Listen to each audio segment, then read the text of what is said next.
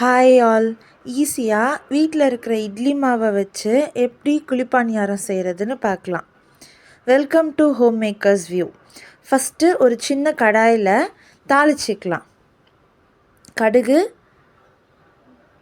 உளுத்தம்பருப்பு, கடலைப்பருப்பு, கொஞ்சம் வெங்காயம், பொடியாக நறுக்குனது எல்லாத்தையும் ஆட் பண்ணிவிட்டு நல்லா வதக்கி விட்டுக்கணும்.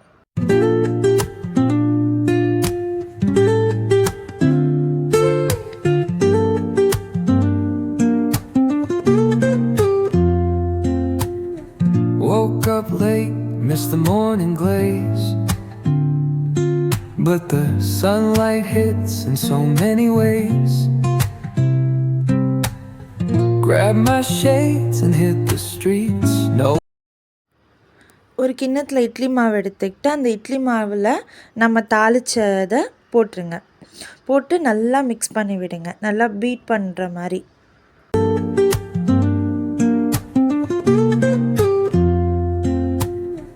Woke up late, missed the morning glaze, but the sunlight hits in so many ways. Grab my shades and hit the streets, no plan. Chasing vibes like seashells in the sand. Radio hums a tune I can't name. Crooked smiles, crashing waves, no shame. Flip my phone, toss. அப்புறம் குழிப்பணியார சட்டி எடுத்து வச்சு அதில் கொஞ்சமாக எண்ணெய் ஊற்றிக்கணும். ரொம்ப ஊற்ற வேண்டாம், வேணும்னா கொஞ்சம் ஊற்றிக்கலாம். ஃபஸ்ட்டு ஸ்டார்டிங் கொஞ்சமாக ஊற்றிக்கிட்டு எல்லா இதுலேயும் நல்லா ஸ்ப்ரெட் ஆகிற மாதிரி ஊற்றிட்டு கொஞ்சம் கொஞ்சமாக மாவு ஊற்ற ஆரம்பிக்கணும். கொஞ்சமாக மாவு ஊற்ற ஆரம்பிக்கணும். அதாவது அந்த குழிக்கு தகுந்த மாதிரி மாவு ஊற்ற ஆரம்பிக்கணும். இல்லைனா மாவு வெளியில் பொங்கி வந்துடும். அதனால் கொஞ்சம் கொஞ்சமாக மாவு ஊற்றணும். ஒரு கால் கரண்டி இல்லை அரை கரண்டி குழிக்கு தகுந்த மாதிரி ஊற்றிட்டு கொஞ்சம் நல்லா வேகணும். லைட்டாக சிம்மில் இருந்து கொஞ்சம் ஹை பண்ணிக்கோங்க.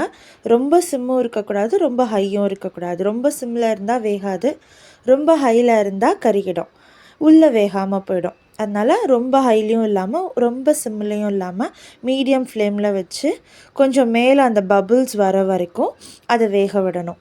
அதுக்கப்புறம் ஒரு கத்தியோட கார்னர், ரொம்ப ஷார்ப்பாக இருக்கிற ஏதாவது ஒன்று வச்சு மெதுவாக திருப்பி விடுங்க. ரொம்ப ஃபாஸ்ட்டாக திருப்ப வேண்டாம், மெதுவாக திருப்பி விட்டிங்கன்னா கரெக்டாக திரும்பிடும்.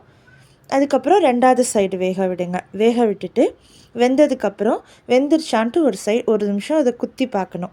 குத்தி பார்க்கும்போது வெளியில் வரும்போது அது பதம் பிசு பிசுன்னு ஒட்டக்கூடாது, கையில் கொலன்னு ஒட்டக்கூடாது, லைட்டாக பிசுப்பு இருக்கணும்.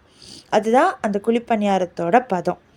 அந்த மாதிரி வந்தோடனே ரெண்டு சைடும் லைட் ப்ரௌனிஷ் வந்தோடனே ஸ்டவ் ஆஃப் பண்ணிவிட்டு குழிப்பணியாரத்தை இறக்கிட்டு சர்வ் பண்ணிடலாம். இதை கார குழிப்பணியாரம்னு சொல்லுவாங்க. இதுக்கு சைட் டிஷ் பெருசாக எதுவும் தேவைப்படாது. இன்கேஸ் வேணும்னா இதுக்கு தக்காளி சட்னி, தேங்காய் சட்னி அந்த மாதிரி சைட் டிஷ் கூட நீங்கள் இதை சேர்த்து சாப்பிட்டுக்கலாம்.